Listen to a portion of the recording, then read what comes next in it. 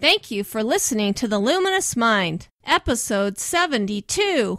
Try not to become a person of success, but rather become a person of value.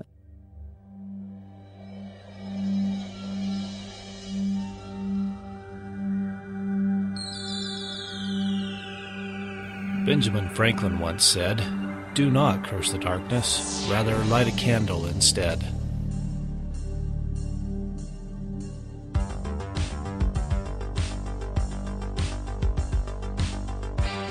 If you're ready to set your mind on fire, then prepare yourself for the Luminous Mind with your host, Rebecca Bowman.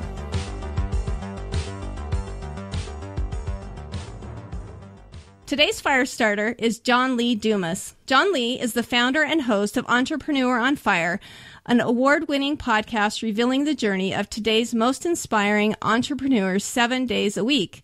Entrepreneur on Fire generates over $250,000 a month in revenue and offers a free 15-day course on podcasting at freepodcastcourse.com.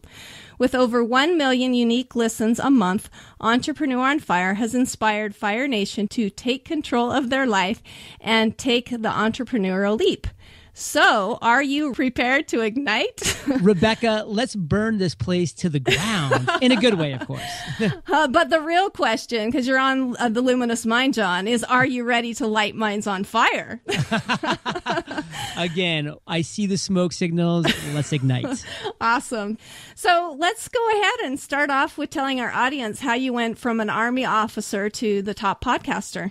Yeah, I'd love to tell that story. And, for me, I just grew up in the state of Maine, so I was kind of this country boy that decided to go to college on an Army ROTC scholarship so that I could pay for college. It was pretty expensive back then and is only getting more out of control now. And I spent 4 years in college as an Army cadet, then 8 years as an Army officer, 4 active, 4 in the reserves, with a little 13-month tour of duty in Iraq. And post that, I tried a bunch of different things. I tried law school, corporate finance, commercial real estate. But Rebecca, none of these ventures was lighting any spark within me. In fact, it was kind of like, a dull thud in my stomach every time I got to work or whatever that might be. And I knew there was something more for me. I knew I had this excitement and enthusiasm to share if I could only find something that I was passionate about. And it took me 32 years.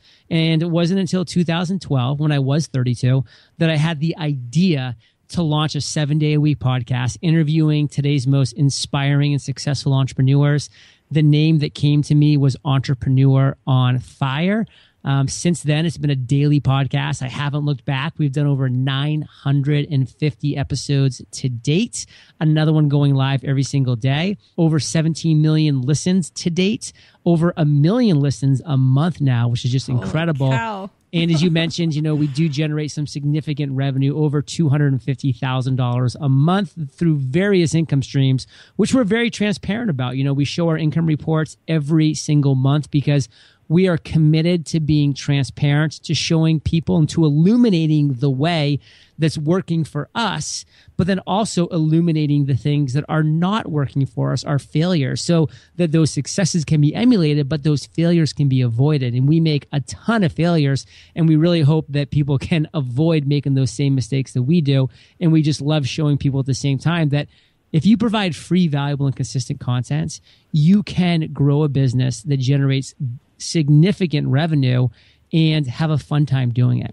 Wow, that is awesome. So do you want to tell us how your paradigm has changed on business? I mean, you went from having just a job, a job, to having this amazing entrepreneur type attitude. How did that change? It was a total paradigm shift in so many different ways. And I really can explain it best with an Albert Einstein quote. Try not to become a person of success, but rather become a person of value. And Rebecca, for the first 32 years of my life, and really specifically from 26 to 32, so post my 4 years active duty military, for those 6 years, I was trying to become a person of success. I was chasing fame, fortune, money, doing things that I thought were going to bring all of that to me. And I failed over and over again. But finally, I had to say, what am I doing wrong? It's been 6 years. I'm not successful in any of these ventures. I'm not passionate about any of these JOBs. what's the deal? And that's when I came across that quote and said, hey, why not become a person of value? Why not deliver free, valuable, consistent content to an audience that's, can resonate and learn and get value from this content on a consistent basis, grow that audience to the point where then I can't help but create a viable business by being able to say, hey, audience, Fire Nation, what are you struggling with? And then listening, and then creating the solution to the pain points, the obstacles, the struggles that they are going to be sharing with me. And so for 6 months post-launch, there was no revenue. I was just in the audience growth stage, and that's okay. But then I did get to the tipping point where I had an audience that was big enough that when I asked that question, I got enough responses in similar areas, and I was able to start creating products, services, and communities that have now turned into multiple revenue streams that generate consistently over $250,000 a month in revenue. That is so amazing. So one of the reasons why I wanted to have John on is I'm hoping that he'll take that value that he's added to people's lives and that he can help us in the education industry. I shared with him before we began taping that the average time for teachers in their positions anymore is 3 years. And that's just really sad because I've heard you say over on your podcast all the time, I mean, it takes, 10,000 hours to become a professional at something and to become really, I think most of our teachers are amazing, but I want to find ways for these teachers, and hopefully we can pick John's brain on how you can become an entrepreneur. I don't know if you've heard of Teachers Pay Teachers. No, I'd love to hear about it. It's a pretty cool website where teachers actually are taking some of their curriculum and they're selling them to other teachers, but it's turning teachers into millionaires. So let's talk kind of that. Let's figure out ways that teachers can come unhooked and become the type of professional that they want to be to gain that respect. So how do you think people can find their passion and turn that into a full-time job? Yeah, so that's really critical. And what I love about the whole structure that the teachers are doing is that, number one, they likely got into teaching because they're passionate about being a teacher. So that's huge. They've kind of checked that block about they enjoy the teaching. They enjoy learning something and then turning around and teaching that thing. And that's incredibly valuable on so many levels. Now, the other part about that is that besides that passion, they have acquired expertise. They have acquired skills. And those skills combined with the passion form what I call the zone of genius. And that zone of genius is really where you can take the passion and the skills and create something of value. Now, it's not going to be something that you can make money off of right away because you first have to build an audience. So take that zone of genius that you have and then find a medium to provide free, valuable, consistent content to an audience. And for me, that medium was podcasting. For other people, it might be blogging or video or social media. But start delivering free, valuable, consistent content from that zone of genius, again, which is that combination of your passions and expertise. And then once you've done that consistently for a long enough time, you will have built an audience. And then you ask that audience, hey, what are you, my audience, struggling with? And then you listen. And then they're going to tell you straight up, these are my biggest pain points. These are my biggest obstacles. You listen. They're your audience. And then you provide the solution to them in the form of that product, service, or community, whatever that might be. And then you offer to them and say, hey, you've come to me because you know, like, and trust me. You've been consuming my content. You've told me what your pain points are. I've listened. I've created this solution for you. Here it is. I would love for you to invest in this solution. And if you have done this correctly, you will have a starving audience who will happily pay for this solution, and you're off to the races. Well, and I love how you're talking about asking your audience, because, sometimes in education, how we've all been taught, this is how I was taught. I don't know if this is how you were taught, but a teacher stands up and they just deliver.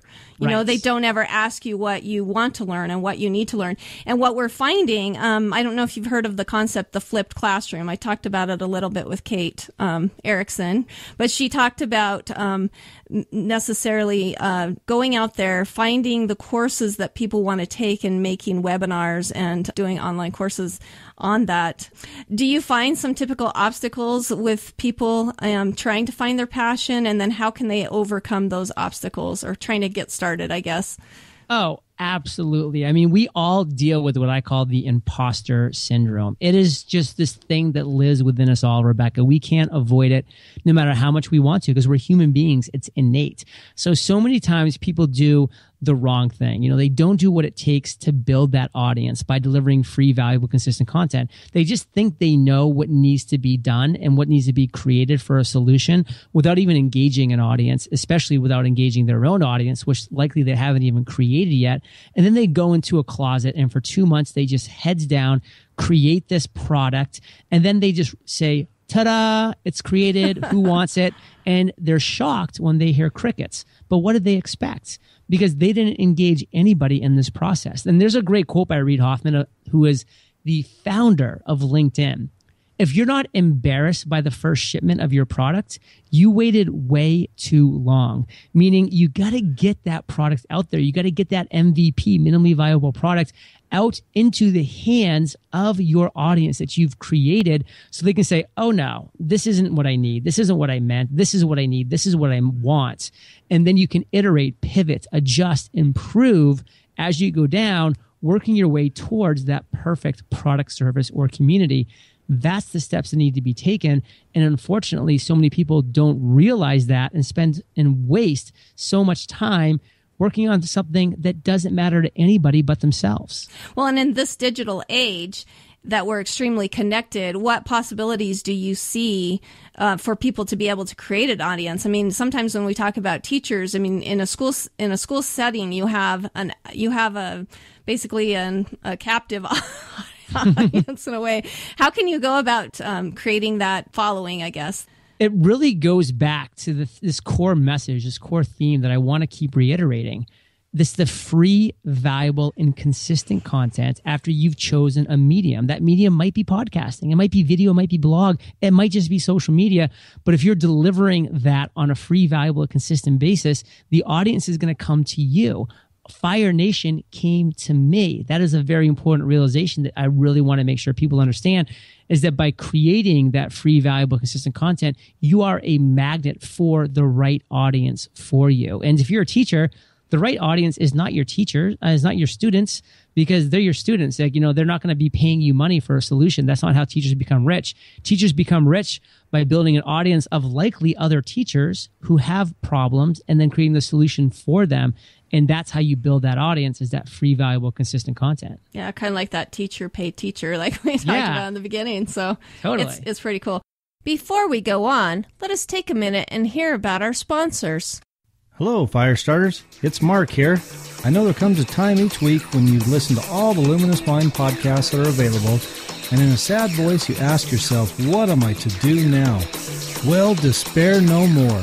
Just go to theluminousmind.net and start your free 30-day trial from Audible and download 2 free audiobooks. Now you can fill that downtime while you wait for the next Luminous Mind podcast with a great book from the world's largest selection of professionally narrated audiobooks. You can choose from over 180,000 titles, including new releases and bestsellers, and you can exchange any book you don't love anytime, no questions asked, with a great listen guarantee. So until the next episode, start reading and keep the fire burning.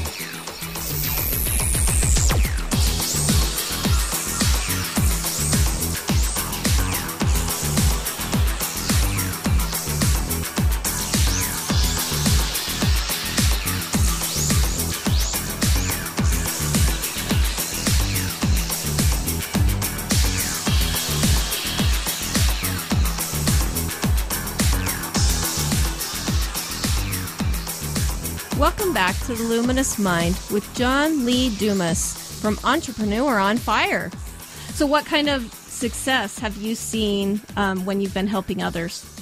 Oh, I mean, it's just massive. I mean, if you know, there's a great quote by Zig Ziglar, you can get anything you want in life if you help enough people get what they want in life. And that's the essence of what an entrepreneur is. So for me, by building an audience through Entrepreneur on Fire, Fire Nation, and creating, free, valuable, consistent content and building it large enough to the point where I asked them that question, what are you struggling with? They told me, how do I create, grow, and monetize my own podcast and my own niche?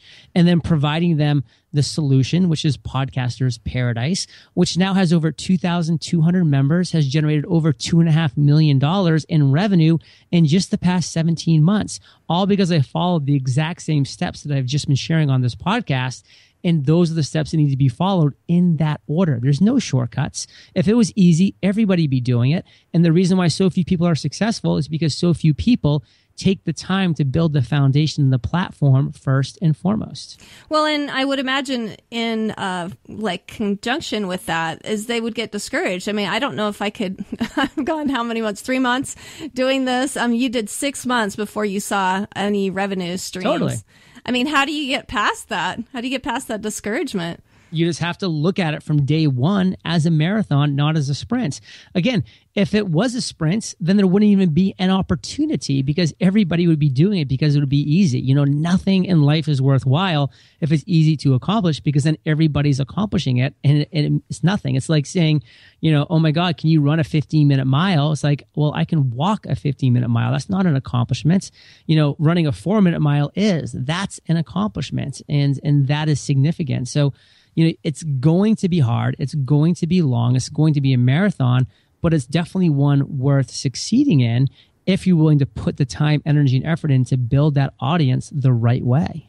Yeah, I've heard you talk a lot about your discouragement and how you've gotten over that. So what are some habits that you have now that have helped to make you successful? So the habits are consistently engaging with my audience. And when you start, you might only have a couple people that are listening from the very beginning, and that's great. Reach out to them and say, hey, I want to have a 15-minute conversation with you on Skype. Do you have any time next week? Do the things that don't scale to begin with. That's what a lot of people think. Oh, I can never do it. That's time for dollars. That's not leverageable. Well, it's not. But if you ever want to get to the point where you are leverageable and you can scale what you're doing, you have to do the things first that aren't scalable. And that's having those one-on-one conversations. That's responding to emails and to tweets and to messages personally. That's doing the hard work up front, getting to know your audience, understanding their needs, wants, and desires on an intimate level and letting them know that you care. That's where you're going to form the first few raving fans. And those raving fans are going to become your evangelists that are spreading the word for you. They're going to allow you to grow once you start to tick off that momentum and get that ball rolling down the hill. Well, and if your idea includes, this is one thing I've heard you say, if your idea includes something that you think's already been done, do you think a person should still go ahead and do that?